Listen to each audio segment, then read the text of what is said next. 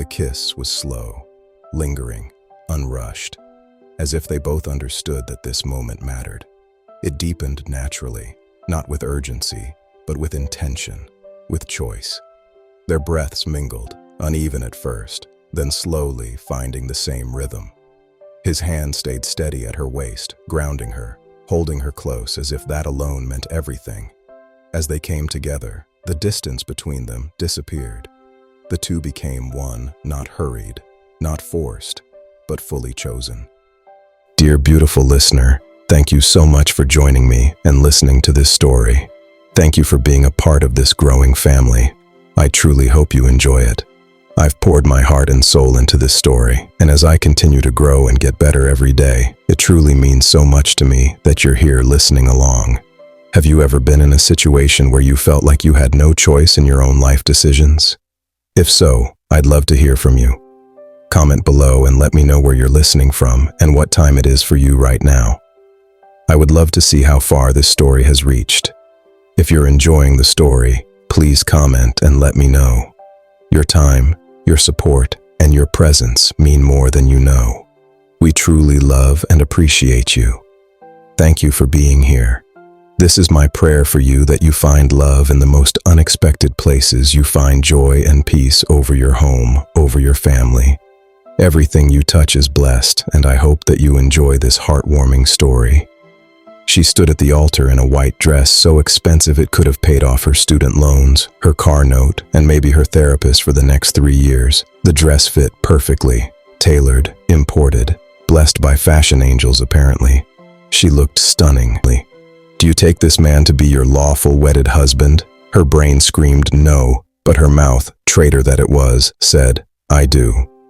Then, immediately after, she added under her breath, apparently.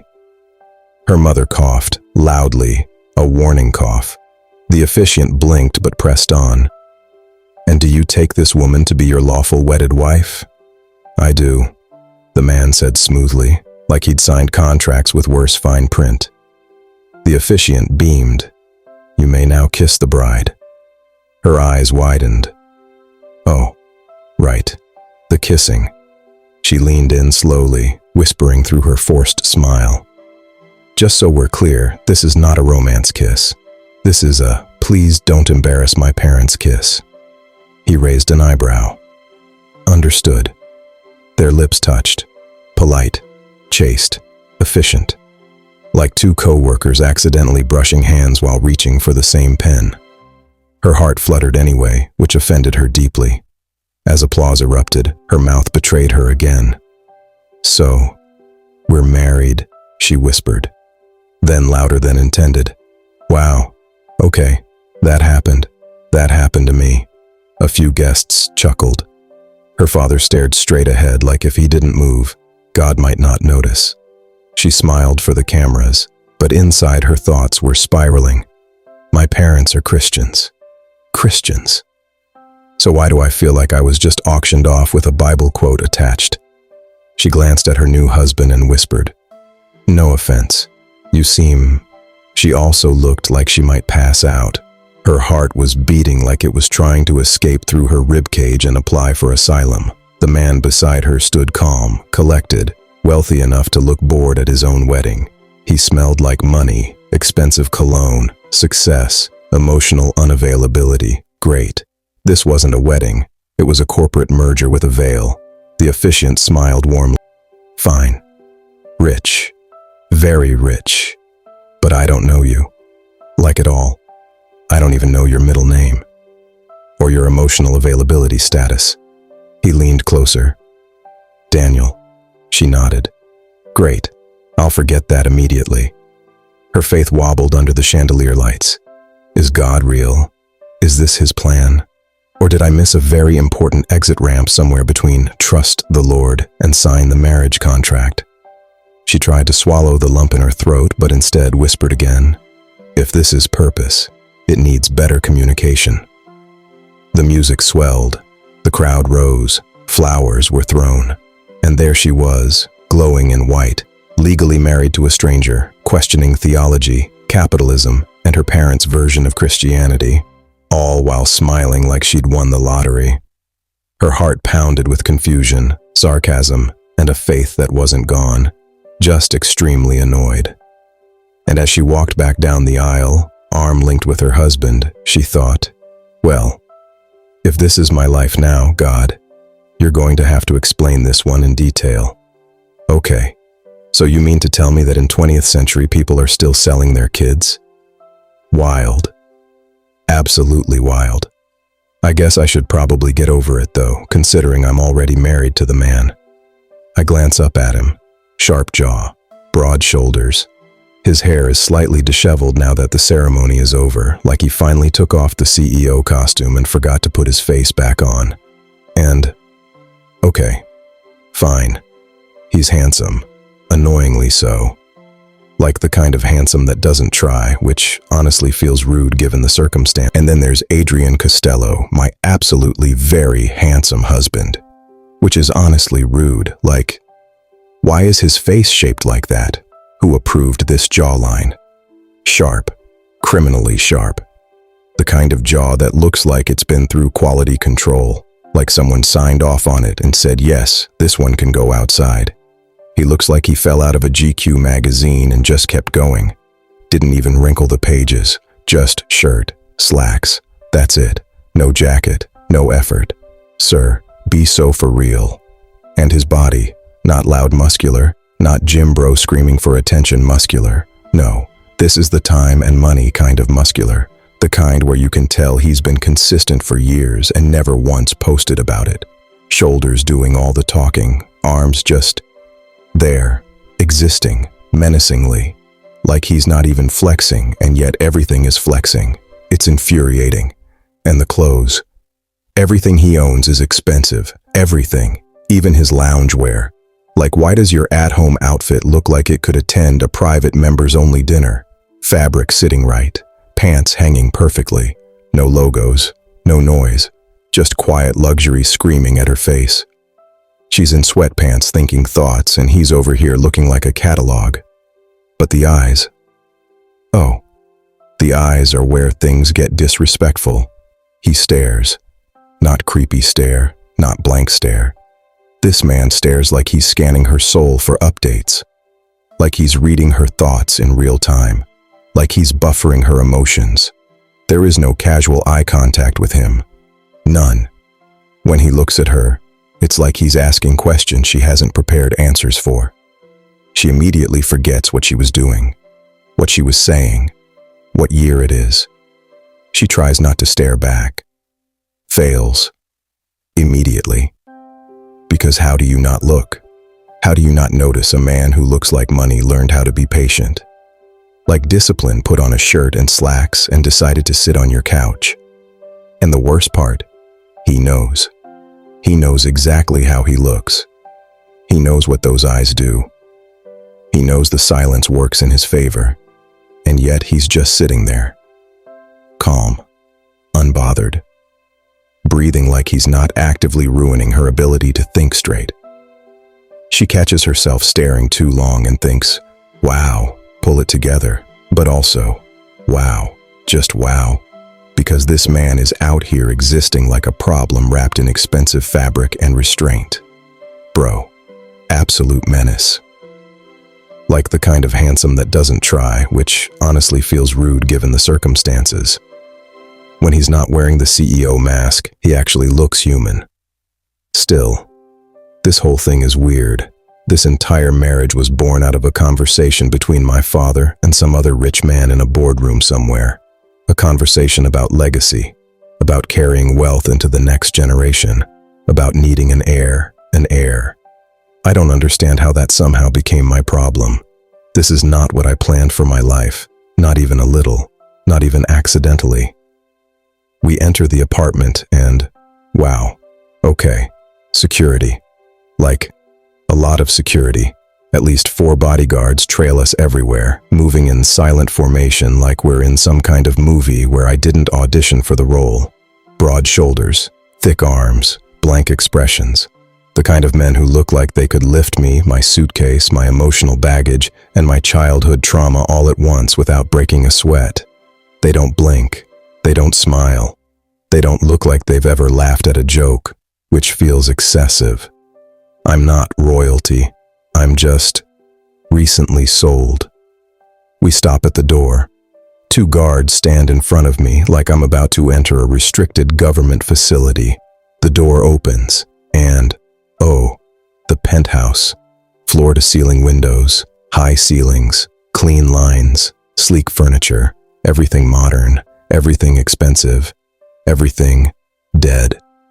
It's beautiful in the way a luxury hotel room is beautiful, like no one actually lives here, like nothing has ever been spilled, or laughed over, or cried in. It's pristine, untouched, cold, actually, literally cold.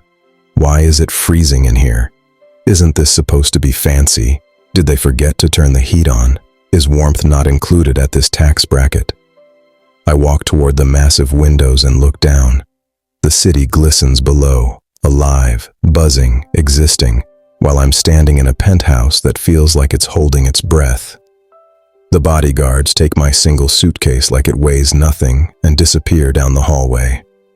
My husband makes a small nod, a subtle wave, dismissing them like a king on his throne. Which, okay, it is his house. I guess he can do that. Still weird though. Everything is weird. He turns to me then, looks at me with deep brown eyes that somehow manage to be calm and intense and unreadable all at once. "You did very well at the wedding," he says. I blink. Is that something you say to your wife? He sits down across from me, posture straight, hands folded. "We need to talk," he says, "about the arrangement, about the rules of this marriage." Great. Rules. Fantastic. "This was initially a business obligation," he continues. "But I'm willing to make this more than business, if that's what you want. Or we can keep it strictly contractual. Your opinion matters here." He exhales slightly. I don't want to make all the decisions, even though everything in me wants to control the situation. That part feels honest, disturbingly honest. "I want to be considerate of your emotions." He pauses, in a very business-like way, which is oddly thoughtful, and somehow makes my chest tighten and flutter at the same time, which I do not appreciate. I clear my throat. "Thank you for taking my thoughts into consideration, especially considering I married a stranger I met today." He nods once. "The wedding was good," I add quickly. Like, objectively good, very successful, 10 out of 10 execution. I gesture around the penthouse. But this is a lot, living in an apartment I didn't know existed, marrying someone I don't know, processing the fact that rich people live in an entirely different reality that I was apparently allowed to visit today. I pause, then sigh. "Okay, back to reality. You're asking if we should be real or business?" "Yes." "I don't know," I say honestly. "I'm still in shock. I'm married. Can we talk about this tomorrow?" I tug at the dress. This thing is suffocating me, emotionally and physically. He nods. "Of course. There should be clothes in the bedroom," he adds. "They'll be in your exact size." I freeze. My exact size? Yes. I stare at him. That feels illegal. A corner of his mouth twitches. I sigh, exhausted, overwhelmed, and deeply aware that this is now my life. "Okay," I mutter. "I'm going to change, and then I'm probably going to question God's plan again." He stands. Understandable.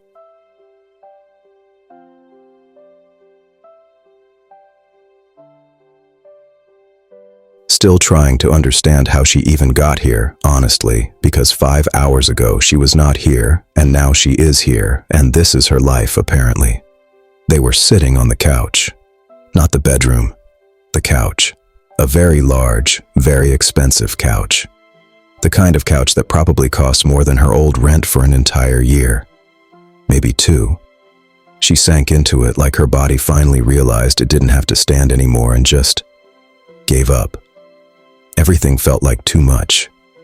He sat beside her, close, not overwhelming, not crowding her space, just there. And then at some point, without making it a big thing, he leaned in, held her gently, and kissed her. Not rushed, not aggressive, just enough. Enough to make her blink a few times like her brain needed to reboot. She pulled back slightly and looked at him. "This is a lot," she said. "I'm not even gonna lie. This is a lot." She let out a breath she didn't even realize she was holding, like her lungs were finally allowed to participate. "I'm trying to process," she said. "I'm still kind of in shock with all of this." Pause. Then, because her mouth does not consult her brain, "But I do have to say, I do like kissing you." There, out loud, she said it. "I don't know if I'm ready for the whole wedding night consummation wedding thing," she continued, waving her hand vaguely like that explained everything. "Just because we literally just met, even though you are very, very attractive." She looked at him, suddenly serious. "I need more time." He nodded. Calm. Too calm. CEO calm. "Well," he said, "we have at least 2 weeks together to figure it out." 2 weeks. She stared at the wall. 2 weeks. What do people even do with 2 weeks?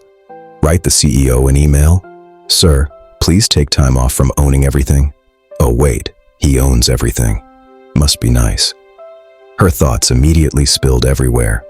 I went from a 700 credit score, which is honestly not even bad, living in debt, student loans, small cramped apartment with a roommate, to billionaire husband. That escalated quickly. Wow, my family really upgraded me. They really did choose wisely for me. I guess I should be happy, huh? As she was spiraling internally, he interrupted her thoughts, not with words, but with that look, that glare, that stare he does. He turned toward her, cupped her face gently, traced her jawline with his fingers, and said, "You are absolutely beautiful."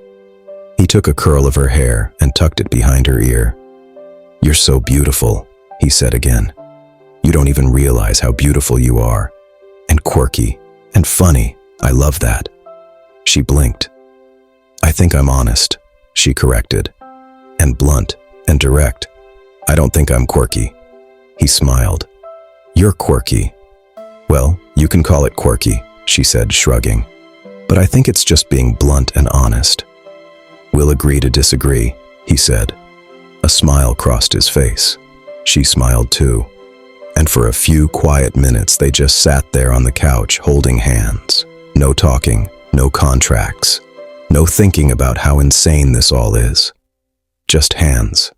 Then he asked, "Are you hungry? Would you like me to order dinner?" Her mood shifted immediately. "Actually, that would be wonderful," she said. "What about that Italian restaurant down the street? They deliver. I have the menu on my phone. I could send it to you." She stopped. "I don't have your number." She stared at him. "I married someone. I don't have their number." "That's normal, right?" "That's normal." He smiled slightly. "Don't worry. We can just look on my phone. I'll order for you." He tilted his head. "What do you like? Chicken? Fish? Lobster? What do you like to eat? Any food allergies?" She opened her mouth to answer when he added very casually, "Confession. I actually already know. I do my research. That's why I'm the CEO. I know pretty much everything about anyone that enters my house." She blinked. "Oh wow," she said. "That's not creepy at all." "I just wanted to give you the chance to tell me instead of me telling you," he said. "I don't like surprises." She looked at him. "You're weird." "I'm not weird," he said. "I'm efficient." She nodded slowly. "Efficient. Weird. I don't know. Same thing." He laughed quietly. And sitting there on that couch somehow, that felt almost normal. Then the food arrived. They ate in comfortable silence, which honestly surprised her. No pressure, no forced conversation. Just plates, forks, and the occasional glance at each other like, "Okay, this is happening." Then he put his hand over hers. Not dramatic, not possessive. Just there. And somehow that broke the tension. It was kind of nice. She thought, "Okay, this is okay." And then, Electricity, a jolt straight through her body. Her mind immediately started yelling, "He's touching me. Oh wow, he's touching me. This is interesting. Does he really like me? Or does he just like touching me? I'm not used to this close space proximity thing. I need to get used to this. Mind, please stop overthinking." As if on cue, he interrupted her thoughts. "How are you enjoying the food?" She blinked, looked down at her plate, then back at him. "It's actually really good," she said. "It tastes like heaven in a billionaire's mansion. It tastes like $1 million. It tastes like rich people food." Pause. "It tastes like food I could never afford on my own salary, even if I lived 100 years. He laughed. "I'm happy you enjoyed it." She hesitated, then said, "Can I ask you a question?" "Of course." "Are we going anywhere?" she asked. "Or are we just going to spend the entire 2 weeks in your house? Because I thought weddings usually come with honeymoons and stuff." He nodded like this had already been scheduled in his brain. "I thought it would be a good idea for you to get used to your new home," he said. "I also took the liberty of packing up your things from your apartment." She froze. "Oh," she said slowly. "Wow, you packed up my stuff from my apartment?" "Yes." How did you do that?" "I had it arranged," he said. "I don't like surprises. I'm efficient." "Of course you are." "Everything will arrive shortly," he continued. "And while we're away, we'll be on vacation. We'll be going to an exclusive island. We'll be taking my yacht." She stared at him. "A yacht," she repeated. "You actually have a yacht? Like, a real yacht?" "Yes." "Oh my God," she said. "I've never been on a yacht. I'm really living in some sort of alternative universe. This is actually psycho crazy." He smiled, like that made perfect sense. "By the way," he added, "you'll be expected to attend public events with me. You'll be seated alongside me as my wife. That shouldn't be a problem." She nodded, still trying to process islands and yachts. "And," he said calmly, "this marriage does need to be consummated, just so you're aware." She stiffened slightly. "But," he continued, "if you want, the contract can be destroyed.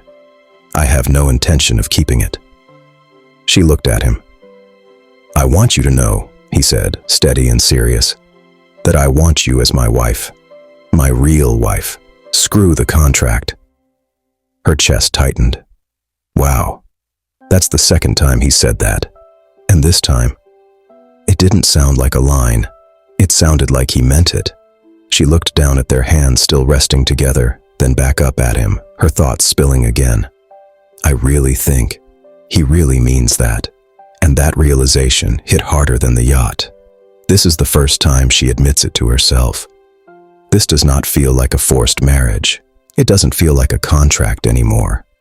Somewhere between the food, the quiet moments, the hand-holding, and the way he looks at her when he thinks she's not paying attention, something shifts.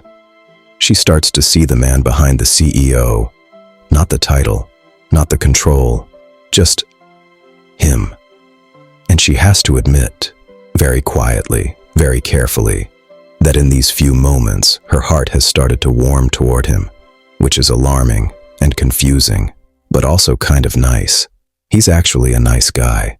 Over the next 2 days, they fall into a rhythm she didn't expect. Eating together, breakfast, dinner, sitting close, watching movies. Nothing forced, nothing rushed, just existing in the same space. When they sit on the couch, he holds her close. His arm rests around her like it belongs there. When his fingers start swirling little circles on her knuckles, her heart flutters. Every single time. They exchange stolen glances between meals, quiet banter, moments where she forgets to overthink, just for a second. And the thing that touches her the most, the thing she really didn't expect, is what happens when they go to sleep. He keeps his distance, always respectful, always patient. But he reaches for her hand, just her hand, and they fall asleep like that, hand in hand. She lies there staring at the ceiling, thinking how something so small feels so intimate. so intentional, so gentle, and she realizes this might actually be what marriage is supposed to feel like. Not control, not pressure, not contracts, just presence. Her chest aches in the best way. She squeezes his hand back, just a little. Say the word. After dinner, feeling more settled, they both ended up back on the couch. The meal was absolutely delicious. "Thank you so much for ordering," she said. Gina said it slowly, and as she did, she noticed something strange happening in her body. She was settling. Like her body was starting to accept this. Like this was her new normal. Like this was her life now. They were sitting there when he suddenly grabbed her hips and pulled her onto his lap in a playful way. For a minute, literally a minute, she completely forgot she was married. Forgot this was allowed. Forgot this was her husband. Her brain panicked. Wait, can I do this? Am I supposed to be doing this? Is this too much? Then it clicked. Oh, we're married. Married. Married people do things like this. Okay, cool, carry on. She should resist. She should protect her heart. She should probably overthink it like she overthinks everything. But instead, she let herself just feel happy. Just enjoy the moment. She was close enough now to smell his cologne. Something expensive, dark, masculine, rich. He wrapped his arms around her and kissed her, gentle, soft. Then he whispered under his breath, "You are mine." "I am not yours," she said immediately. He looked at her and said, "What is your last name?" She paused. Fair point. They stay like that on the couch. Her on his lap, his arm around her, her brain doing laps. He keeps kissing her neck, right at that sensitive pulse point near her ear, not rushing it, like he knows exactly where it gets her every time, which is rude and unfair and honestly very effective. Her thoughts start tripping over each other. Okay. This is happening. This is still happening. Why does this feel so natural? She keeps reminding herself, we're married, like it's a permission slip her brain needs every 30 seconds. His hand rests at her waist, steady, not moving too far, not pushing, just grounding. Like he's saying, I'm here, I'm not rushing you, breathe. Which somehow makes it harder to breathe. She lets out a quiet laugh, mostly nervous. This is a lot, she says again, because apparently that's her phrase now. He hums softly against her neck, amused. You keep saying that. Because it keeps being true, she replies.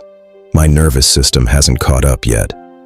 He pulls back just enough to look at her, thumb brushing along her jaw. I can slow down, he says. You just tell me. That does something to her. Again. She nods. No, you're fine. I just need a second sometimes.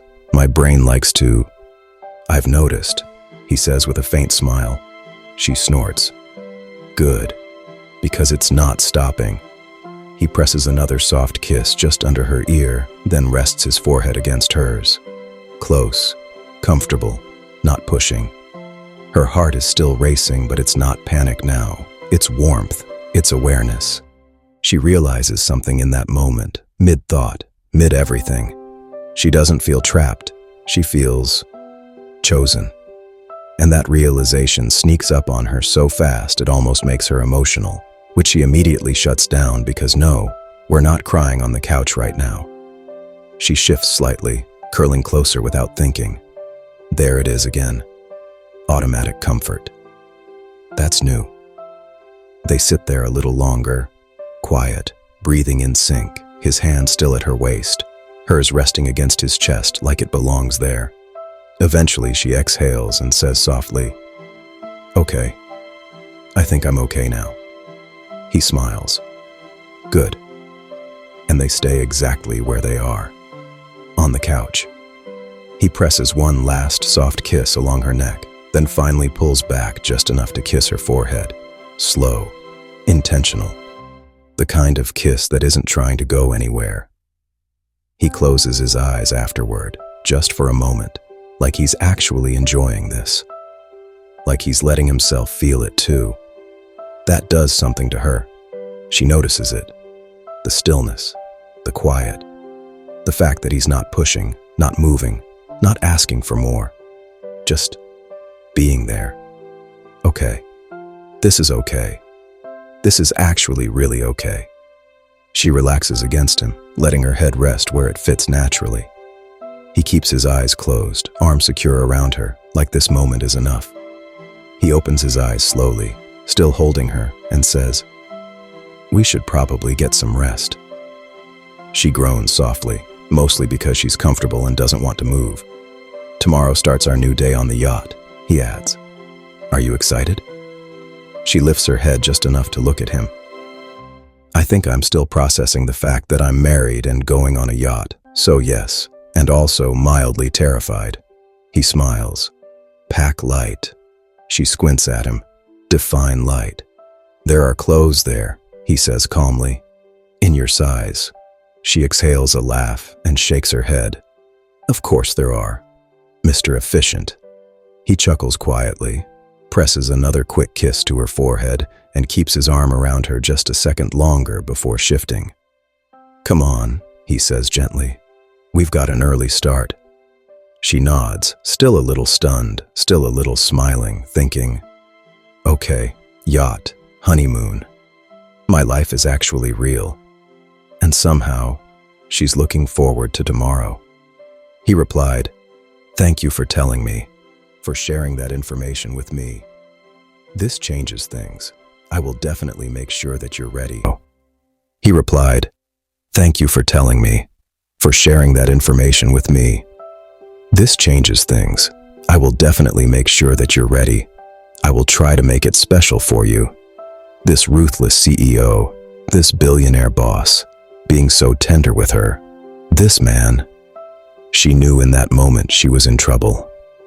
She was falling in love with him. As she lay there, she began replaying moments in her mind. His strong arms, the way he grabbed her and pulled her onto his lap earlier in their playful, romantic moment. The way he held her. Slowly, sleep began to take her under. She woke up the next morning to sunlight beaming through the windows of his penthouse. She squinted as the light filled the room. He was already fully dressed, a white linen shirt, linen pants, looking handsome as ever. There was one tiny suitcase beside him. She didn't know what he managed to fit in that suitcase, but it was very small. She realized she needed to get up and get dressed. The drive would be a couple of hours to the yacht, and then they would take the yacht to their honeymoon. Surprisingly, she was extremely excited. She couldn't stop thinking about the moments ahead on their honeymoon. Even though she felt a bit nervous about the consummation of the marriage, knowing she was untouched, it touched her heart deeply that he cared enough to wait until she was ready. The driver arrived on time and picked them up.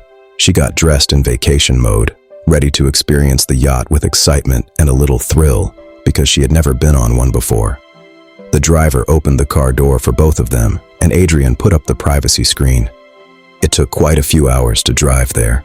Mountains, plains, hill roads, green trees, and a beautiful August day surrounded them as they drove. During the drive, her thoughts wandered to the small moments they had shared, and how those small moments had become big moments. She realized he was not the ruthless CEO she had first thought he was. He was actually kind, sweet, caring, thoughtful, weird, and playful. And she was falling. She was falling for him. She then realized she had fallen in love. Even though she didn't really believe in falling in love, because she believed love was a choice, she understood that somewhere between the wedding and the moment she arrived at the penthouse, she had made the choice to love him. As they drove, her emotions sank deeper and deeper. She rested her head on his chest, and he enjoyed the moment. He looked down at her, closed his eyes, and wrapped his arm around her. He held her possessively, his hand resting on her hips as they relaxed during the drive. He whispered softly, "Mine. You are mine." She wanted to enjoy this moment because she knew moments like this did not last forever. She wanted to hold on to it as much as possible before the reality of life had a chance to interrupt their happiness. She was happy.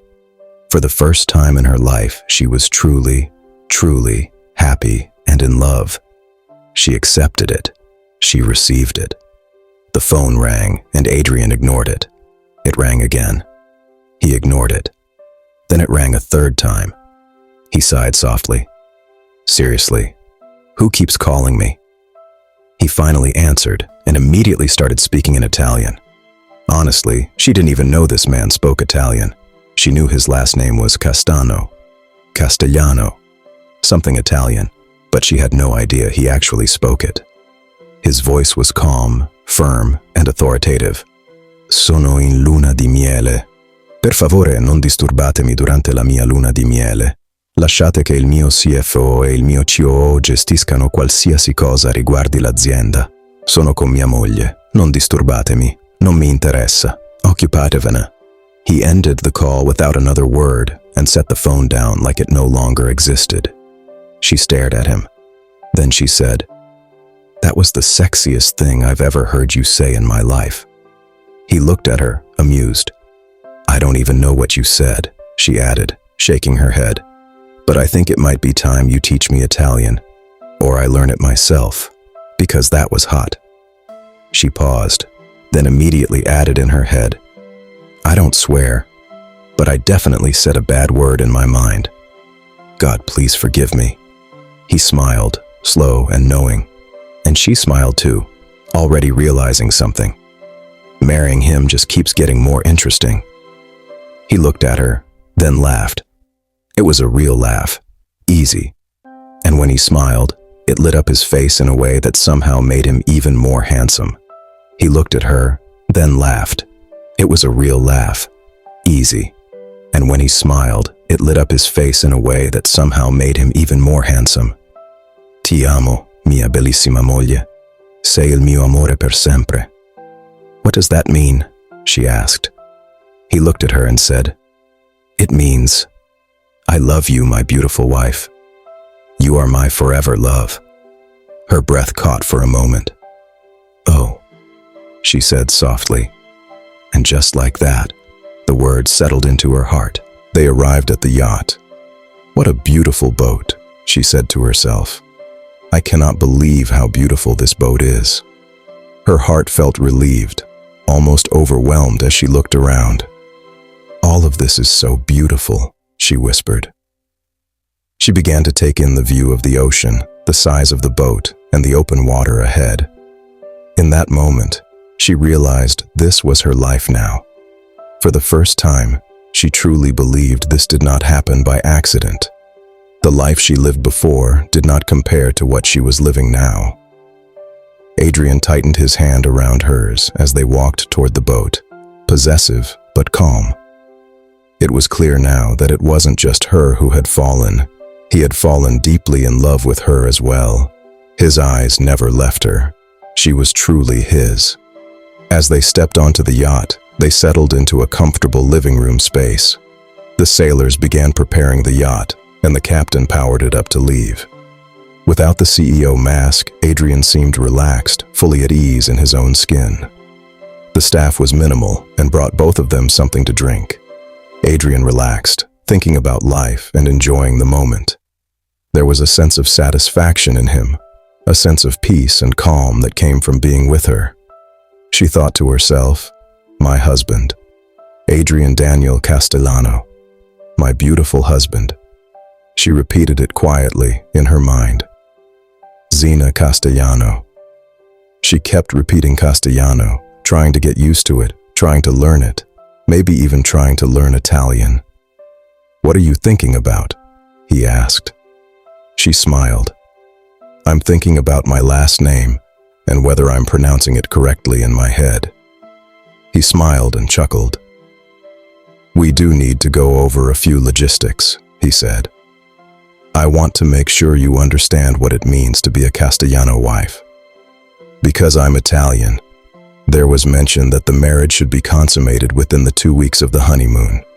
However, Based on what you shared with me, that you are untouched, that you are a virgin, I am willing to give you more time." He continued, "The arrangement between me and your father and the merger were not of my own making. This was orchestrated by our parents. In that sense, this was more of an arranged marriage, not me buying you. I want you to understand that this was never your fault. I see you as a person. And yes, this is for the future of our family and our children." The Castellano air. He smiled and said softly in Italian, "Bellissima." Bellissima means beautiful. "After the honeymoon," he continued, "we'll return to the office. I haven't finalized everything with your father yet, but I wanted to ask, do you want to continue your current career, or would you like to start something new? You should really think about who you are now and what you want for your future. You've been given an opportunity most people dream of. You'll have access to connections you would never have met otherwise." He added, "I know this feels like a crazy dream, but I've known your father and your family for a very long time. One of our traditions is visiting Italy every few years, and that trip is coming up. I would like to introduce you properly to my family in Italy at the Castellano estate." He smiled. "Your first Italian word will be bellissimo." She laughed softly. "I know this sounds funny," he said, "but there's a pool on the yacht, so there's no need to swim in the ocean." She frowned playfully. "Why do you need a pool on a yacht when there's already water?" He shrugged. "I'm not really sure. That's just how expensive boats are. You even have an infinity pool." She laughed. "Okay.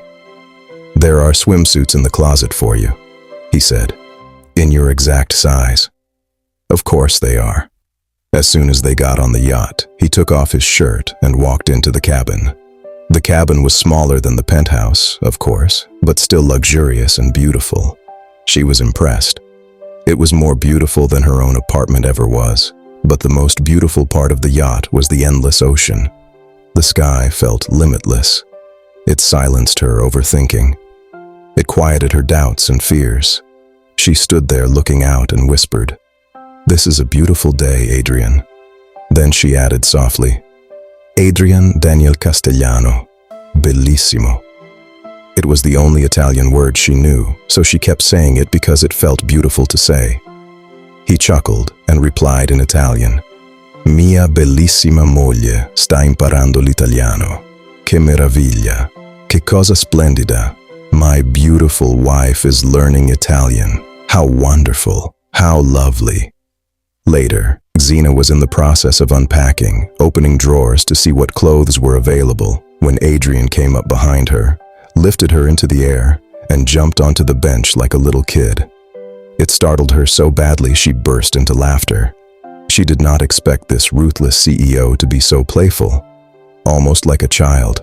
It was hilarious to see this side of him. "Only you get to see this side of me," he said, kissing her cheek as she laughed. He tickled her, and her laughter filled the yacht. Deep blue skies, white fluffy clouds, sunlight pouring through the windows. It was a beautiful experience, a calm experience. There is nothing like laughter. In that moment, the noise in her mind went silent. For the first time in her life, she wasn't overthinking, she wasn't analyzing, she was just enjoying the moment. Dear beautiful listener, are you enjoying the story? If you are, comment below where you're listening from. Have you ever found yourself enjoying a moment more than you ever expected, surprised by a new reality and a sudden change in your life? To our Italian listeners, here is a special message in Italian. Benvenuti alla nostra famiglia italiana. Grazie di cuore per essere qui e per ascoltare la nostra storia. Se ci state guardando dall'Italia, fatecelo sapere nei commenti. Vi mandiamo tanto amore. Welcome to our Italian family. Thank you from the heart for being here and listening to our story. If you're watching from Italy, let us know in the comments. Much love to you.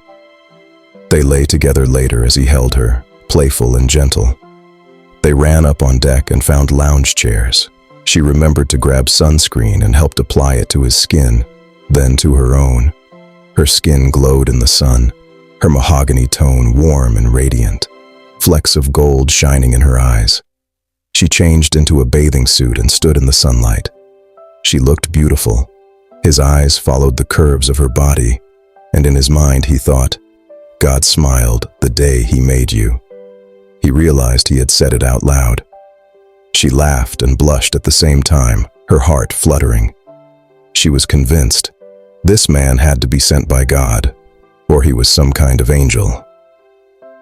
There are swimsuits in the closet for you, he said, in your exact size. Of course they are. She shifted her hips playfully and nudged them lightly against him as they held hands in the warm sun, laughing softly as they made their way to the lounge chairs. Together, they settled into the chairs for tanning on the yacht, letting the warmth of the day and the calm of the ocean surround them. After a few hours, Gina drifted back toward the cabin, her steps unhurried, her body moving easily with the gentle sway of the yacht. Everything felt slower here, quieter. She closed the door behind her, and the stillness wrapped around her like time itself had paused. Without thinking, she let herself fall back onto the bed, a soft breath leaving her as her eyes closed. This peace, when did it start feeling like this? Her body finally gave in to the calm she'd been holding all day. She didn't hear him come in, but she felt him. A subtle shift in the air, warmth, presence, something familiar and grounding. Her eyes opened slowly. Adrian stood there, watching her. She startled softly, then laughed under her breath, her heart settling immediately at the sight of him. Of course it's you, she thought, a quiet smile forming before she even meant to. He moved closer, unhurried, until he hovered over her, one hand braced beside her, the other resting lightly on the mattress. His gaze searched her face, steady and intent, his pupils dark in a way that made her breathing slow all on its own. Why does he look at me like that? Like I already belong there. Are you enjoying your trip? He asked quietly. She nodded, her smile small but sincere. More than you know. And this honeymoon, he added, his voice lower now. Her eyes never left his. She lifted her hand and traced her fingers along the sharp line of his jaw, feeling the warmth beneath her touch. His breath shifted at once. So did hers. Oh, he feels it too. Her pupils widened without her realizing it, the moment stretching, humming softly between them. She leaned up first, before doubt could catch her. The kiss was slow, unrushed, tender. It lingered in a way that made her heart feel full, as if the moment itself didn't want to be disturbed. It deepened just slightly, not hurried, simply more certain, more intentional. This feels safe. This feels right. His forehead rested briefly against hers, his lips brushing her skin again as he murmured under his breath in Italian, Ti voglio. Sei mia, amore mio. She didn't understand every word, but she felt them. They settled low in her chest, warm and steady. Then he whispered in English, just as softly, his voice close enough that it felt like it wrapped around her. It means, I want you. You're mine, my love. Her breath caught. Mine. The word echoed in her mind, not as a claim, but as a promise. She gasped softly for air, the sound slipping out before she could stop it, her breath brushing his lips, her chest rising quickly against him. God. Why does that feel so good to hear? The sound seemed to pull him closer, grounding her even more. She repeated his words quietly, almost shyly. Ti voglio, sei mio. Her Italian imperfect but sincere, the words shaped carefully on her lips as if she wanted to feel them before fully owning them. Hearing his language in her voice did something to him. His breath caught, his pupils dilating even more as he looked at her, struck by how beautiful she sounded trying, choosing him in his own words.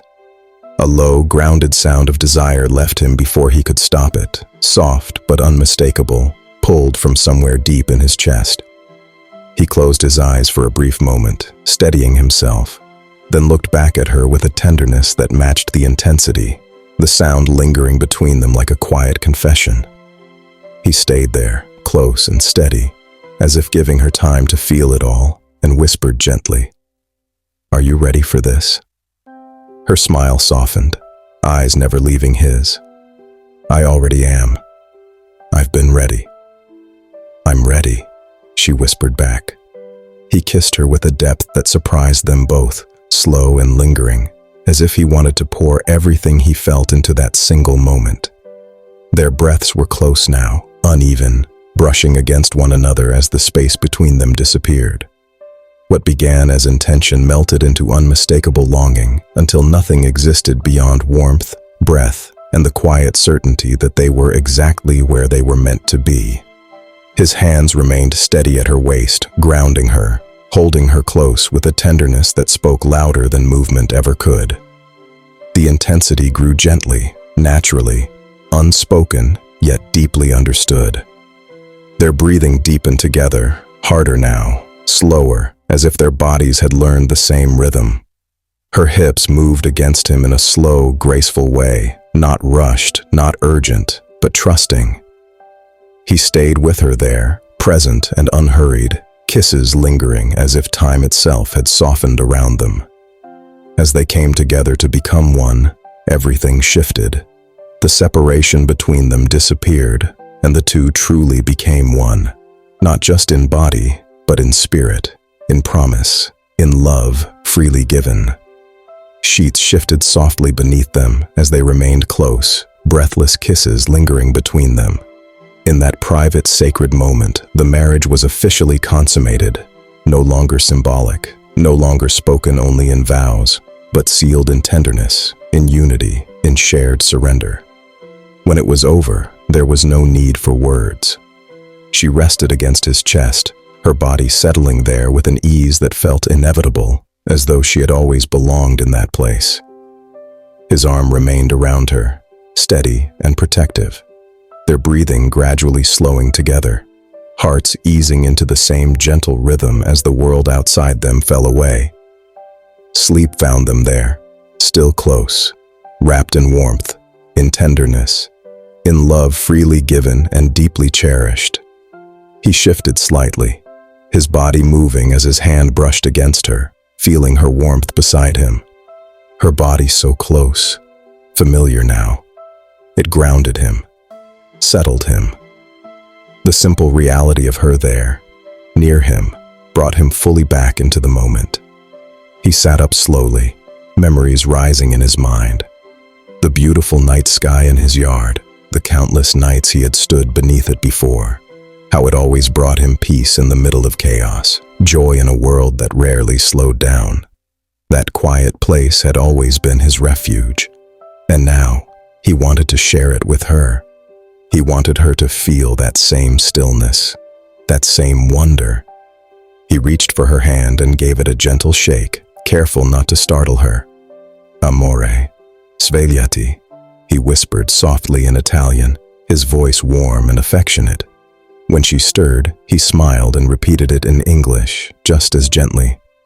"Hey, sweetheart, wake up." He grabbed her hand, gentle but sure, and led her onto the deck to show her the night sky. The air was cool, the world quiet, the yacht moving softly beneath them. Above them, the sky opened wide, endless and glowing, stars scattered like they had been placed there on purpose. It was the most beautiful thing she had ever seen.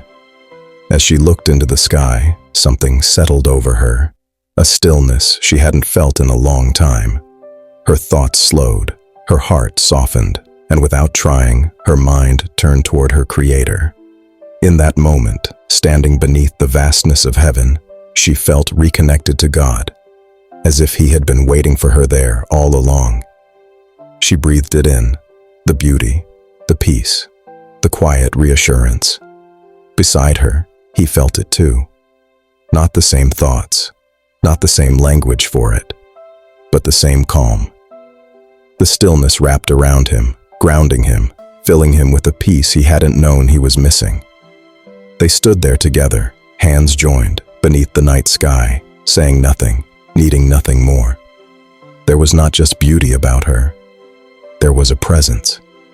Something gentle, yet powerful. something that carried weight without asking for attention.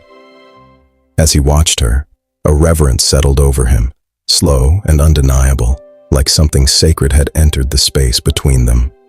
She was precious, favored, loved. His mind filled with thoughts of her, and with those thoughts came a deep possessiveness and protectiveness, not born of control, but of devotion. A quiet vow rising within him. She was his to guard, to cherish, to keep safe. Good morning came quietly. She woke early, before the world fully stirred, and slipped out for a swim. The water welcomed her, cool and calm, the morning light brushing her skin as she moved through it with an effortless grace. From the deck, his eyes followed her without effort, without restraint, drawn to her as naturally as breath. His pupils darkened, not only with desire, but with awe, with gratitude, with recognition of something rare. She was beautiful, yes, but it was more than that. It was the peace she carried, the way she moved as if unburdened, as if the world had softened just for her. Watching her felt intimate, almost holy, as though he were witnessing something meant to be protected rather than claimed, something divine. That protective instinct rose again, steady and unwavering. He always kept her close, even when distance existed. Even now. When she climbed from the water and stepped onto the deck, droplets catching the light, he didn't speak. He didn't want to disturb the moment. He simply followed, quiet and attentive, and took a seat nearby, close enough to watch her without intrusion. He sat there, studying her in the morning glow, the way she moved, the way she existed so naturally, so peacefully, as if she belonged exactly where she was. And in that moment, it settled fully in his heart. This was not just a wife. She was a gift from God. The realization didn't arrive loudly. It came gently, with certainty, wrapped in reverence. He knew it as deeply as he knew himself. Whatever his life had been before, whatever ambitions or plans he once held, they had all led here. To her. He remained there, silent and still, eyes never leaving her, heart full with gratitude and devotion, understanding that some blessings are not meant to be questioned or explained. They are meant to be honored. Knowing that she was untouched, knowing that she was a virgin, knowing that he would be her one and only, her first, stirred something deep within him that he couldn't fully explain. It wasn't desire that overwhelmed him, but a quiet awe. The realization wrapped around his heart, warm and steady, filling him with tenderness. She felt even more precious to him in that knowing, like something sacred placed gently into his care. It awakened a devotion in him that felt permanent, a protectiveness rooted in love, and a gratitude so deep it left him humbled by her trust. Dear listener, thank you so much for watching until the end of this video. But this is not the end. This is only the beginning. This is a romantic series, and the journey is just unfolding. What adventures does life have in store for Adrian and Gina, this beautiful couple? If you enjoyed this slow-build romantic story, let me know in the comments which part you love the most and what you're anticipating seeing next. Your thoughts truly mean so much to me. If you found yourself drawn into this story, I hope you won't just listen, but that you'll subscribe. There is so much more to come. And don't forget to hit the bell so you're notified when the next chapter is released. To my Italian family, thank you so much for watching. Grazie mille per aver guardato questo video. That means, thank you very much for watching this video. I hope hearing a little Italian warms your heart, my lovely listeners, and I truly hope you come back again for the next part of the journey. And I want you to remember this: love can find you anywhere. There is nothing impossible for God. He can take any circumstance, any situation, and make it beautiful. Enjoy each moment of your life. Cherish the lovely moments, and even the not-so-lovely moments, because they are all shaping you. I pray that this story brings you calm, brings you peace, and gently quiets your busy mind. I speak blessings over your home, over your life and over your emotions. May you feel the peace of God resting over you. And before we go, I want to leave you with a few questions. What do you want to become when love finds you? What happens next for Adrian now that his heart is no longer guarded? How do you feel watching him change? Will Gina continue to feel this peace, this safety, this sense of destiny?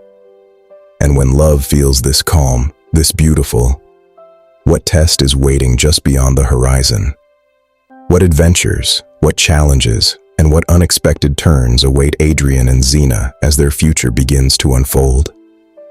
All of that is coming up next, in the next episode. Thank you so much for watching. Thank you for your support. I'll see you in the comments, and I'll see you in the next video.